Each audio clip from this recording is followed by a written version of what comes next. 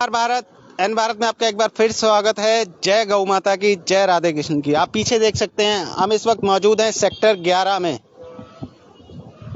यहाँ पर अपना गौशाला है एक, जो हमारे भाई हैं महेश हिंदू, वो हमेशा चर्चा में रहे हैं गौ सेवा को लेकर के। ये आप देख सकते हैं, इस वक्त चारे के साथ साथ इन्हें गुड़ भी खिलाया जा रहा है। मगर जो एक सवाल रहता है कि हमेशा जो गौ सेवक है वही क्यों सेवा करता है, जो सरकार है वो इन्हें कोई सहायता क्यों नहीं देती है। महेश भाई, जो आप ये सेवा कर रहे हैं कितने सालों से कर रहे हैं? सर 10 सालों से हमारी सेवा है, हमारी टीम है पूरी निरंतर। कितने जने हैं उसमें? टीम में तो काफी लोग हैं, पर टाइम से जो आ जाता है वो सेवा करवा देता है यहाँ पे कंटिन्यू। सरकार की तरफ से कुछ? सरकार की तरफ से तो 0 कोई गौचर के लिए कोई भूमि वगैरह ऐसा कुछ? ऐसा कुछ भी नहीं है सर, कहीं पर भी नहीं हमारे लिए। तो आप सेवा करते हैं बस यहीं पे है? नहीं, सेवा तो हम पूरे रोड पे करते हैं, पूरे फरीदाबाद शहर के अंदर करते हैं। जो घायल गौवंश हो जाता है उसका इलाज करते हैं, जो मृत हो जाता है उसका मिट्टी देने का कार्य करते हैं, और जहाँ पर भी गौ माता भूखी प्यासी रहती है वहाँ चारा भी खिलाते हैं, गुड़ भी खिलाते हैं।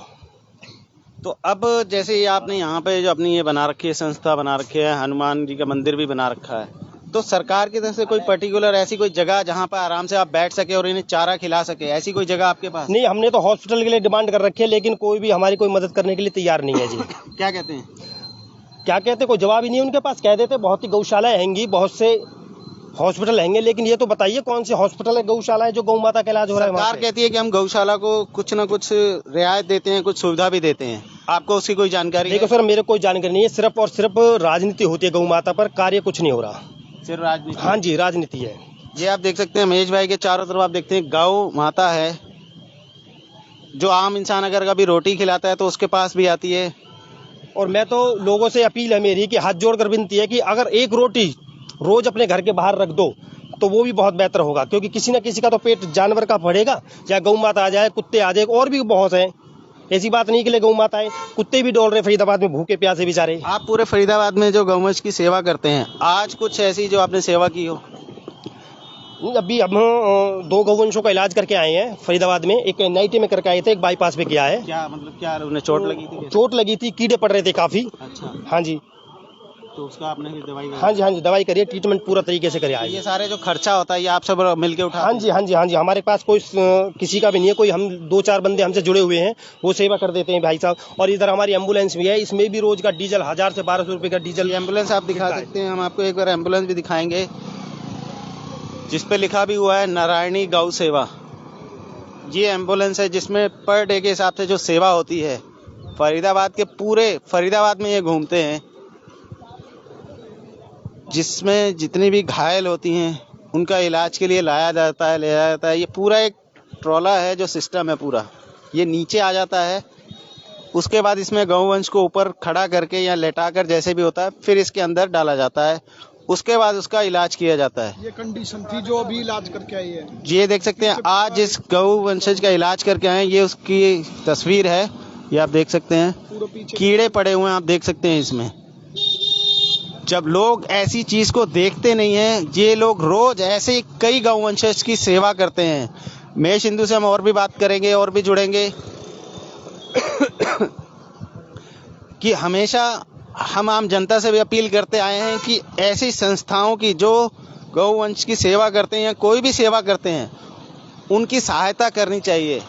कोई किसी से पैसा नहीं मांगता, जिसकी जो श्रद्धा हो, चाहे कोई खाने का सामान हो, गुड़ हो, जो चारा हो, कुछ भी दे जाए।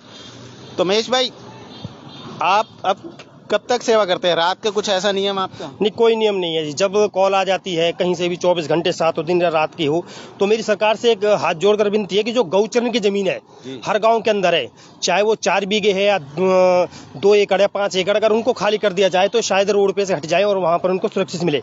पूरे ऑल ओवर इंडिया के अंदर 3,32,50,000 एकड़ जमीन है गौचरण की, और मेरे को लगता है ये जमीन पंचायत के द्वारा या विधायकों के द्वारा या फिर बड़े अधिकारियों के द्वारा ये कब्जे में ली हुई है। इनके लिए उनके यहाँ स्थान बिल्कुल नहीं है। मतलब जिनकी जमीन है उन्हें नहीं मिलती? उन्हें नहीं, और ये रोड पे हैं, और लोगों को एलर्जी है कि भाई गौ माता रोड पे। अरे भाई साहब, ये अपने आप से नहीं आई रोड पर, इनकी जमीनें खाली कर दो आप, ये तो अपने आप चली जाएंगी। एक चीज हो रहा है, जब तक गौ दूध देती है तब तक कई लोग पालते हैं। जब तक गौ माता, ये तो स्वाभाविक है, जब तक गौ माता दूध देती है, जब तक उसे पौष्टिक आहार दिया जाता है, जिस दिन ये दूध देना बंद कर देती है उस दिन इसे सड़क पे छोड़ दिया जाता है।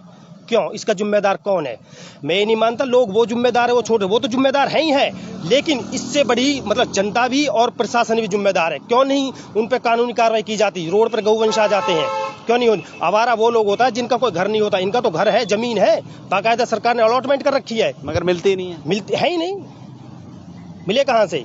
तो फरीदाबाद में कहाँ है, कुछ अंदाजा? फरीदाबाद के जितने भी गाँव है मोस्टली सब में गौचरण जमीन है। किसी में 4 बीघे है, कहीं में 5 एकड़ है, कहीं में 10 एकड़ भी है, हर गांव के अंदर है। और जमीन पे कब्जा पंचायत के द्वारा कब्जा हुआ पड़ा है या फिर प्रशासन ने करवा रखा है, जो यहाँ के नेता लोग बैठे हुए हैं। आपने कभी दरखास्त की है उनकी तरफ? गुजारिश? नहीं, दरखास्त नहीं किया। फेसबुक जो सोशल मीडिया उस पर हम खूब डालते हैं, पर कोई जवाब किसी का आता नहीं है। कल भी मैंने पोस्ट डाली थी, उसमें भी लिखा था कि भाई गौचरण जमीन को खाली करा जाए, लेकिन जो विधायक हैं हम उनसे मिले नहीं। या भाई साहब ये बताइए, क्या विधायक को नहीं दिख रहा?